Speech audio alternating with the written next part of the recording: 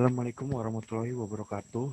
Perkenalkan, nama saya Rizky Suwandi. Ini 4321901091, prodi akuntansi. Di sini saya akan menjelaskan ujian akhir semester Estik UMB dengan nama dosen Budiantoro DRS MA mengenai kedisiplinan, kearifan lokal, dan pemberantasan korupsi. Pertama, nilai-nilai kedisiplinan. Disiplin adalah suatu kondisi yang tercipta dan terbentuk melalui proses dari serangkaian perilaku yang menunjukkan nilai-nilai ketaatan, kepatuhan, kesetiaan, keteraturan, dan atau ketertiban. Kedisiplinan adalah suatu sikap menghargai, menghormati, patuh, dan taat terhadap peraturan yang berlaku, baik tertulis maupun tidak tertulis, serta sanggup menjalankan serta siap menerima sanksi-sanksinya apabila melanggar aturan tersebut. Cara cara yang dilakukan dalam penanaman kedisiplinan yaitu yang pertama, penanaman kedisiplinan didasarkan pada cinta kasih.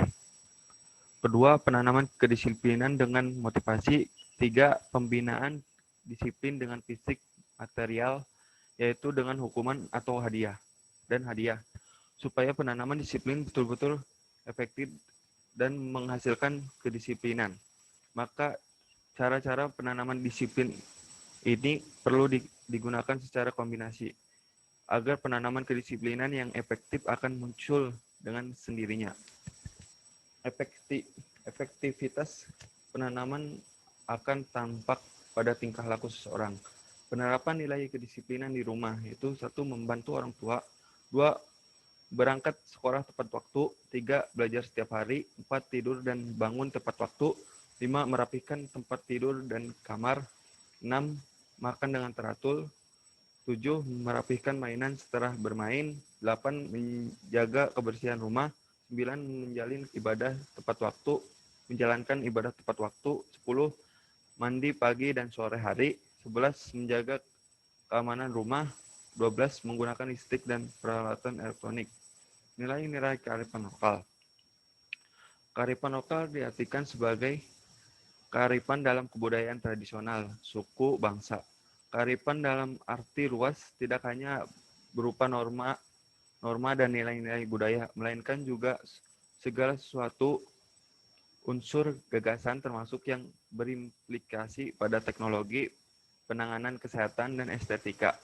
Dengan pengertian tersebut, maka yang termasuk sebagai penjabaran kearifan lokal adalah sebagai pola tindakan dan hasil budaya materialnya.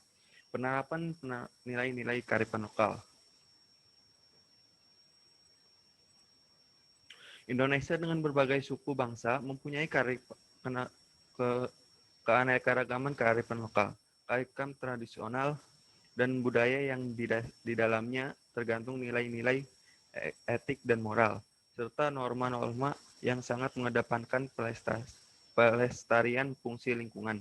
Nilai-nilai tersebut menyatu dalam kehidupan masyarakat setempat, menjadi pedoman dalam berperilaku dan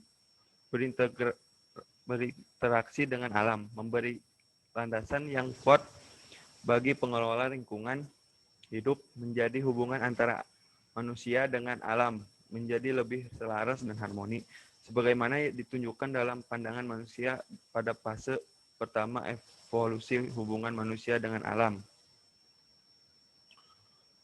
Next, penjelasan selanjutnya mengenai korupsi dan penyebabnya. Menurut Kamus Umum Bahasa Indonesia, Purwadarminta, korupsi ialah perbuatan yang buruk seperti penggarapan uang, penerimaan uang sogok, dan sebagainya. Korupsi adalah tindakan setiap orang yang secara melawan hukum melakukan perbuatan memperkaya diri sendiri atau orang lain atau suatu korporasi yang dapat merugikan keuangan negara atau perekonomian negara. Penyebab korupsi. 1. Watak rakus. 2. Integritas dan moral tipis. 3. Punya kewenangan. 4. Ada kesempatan. 5. Terpaksa ada kebutuhan. 6. Tekanan. 7. Dianggap lumrah. 8. Karena dibiarkan. 9. Perdagangan atau mafia. Nah, pencegahan dan pemberantasan korupsi. Yang pertama, meningkatkan kekuatan instansi tersebut. Dua, membentuk undang-undang hukum yang sesuai. Tiga, mengajarkan sejak dini bahwa korupsi adalah perbuatan yang tidak baik. Empat, saling mengingatkan satu sama lain mengenai dampak yang terjadi dari adanya korupsi.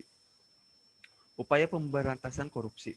Satu, pembentukan lembaga anti korupsi. Salah satu cara untuk memberantas korupsi adalah dengan membentuk lembaga independen yang berhubungan mengenai korupsi.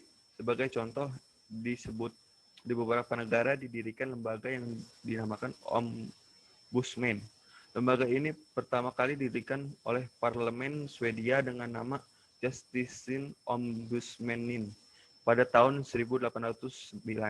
Peran lembaga Ombudsman yang kemudian berkembang pula di negara-negara antara lain menyediakan sarana bagi masyarakat yang hendak mengkomplain apa yang dilakukan oleh lembaga pemerintah dan pegawainya. Yang kedua, pencegahan korupsi di sektor publik.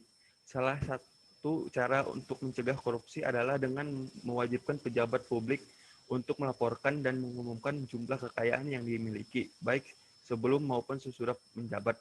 Dengan demikian, masyarakat dapat memantau tindak kewajaran peningkatan jumlah kekayaan yang dimiliki, khususnya apabila ada peningkatan jumlah kekayaan setelah selesai menjabat. Kesulitan timbul ketika kekayaan yang didapatkan dengan melakukan korupsi dialihkan kepemilikannya dengan orang yang misalnya anggota keluarga. Tiga, pencegahan sosial dan pemberdayaan masyarakat. Salah satu upaya pemberantasan korupsi adalah memberikan hak pada masyarakat untuk mendapatkan akses terhadap informasi, akses to information.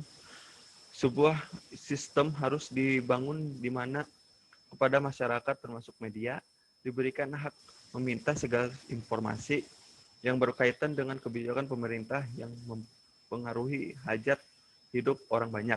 Hal ini dapat meningkatkan keinginan pemerintah untuk membuat kebijakan yang menjalankannya secara transparan. Pemerintah memiliki kewajiban melakukan sosialisasi atau diseminasi berbagai kebijakan yang dibuat dan akan dijalankan.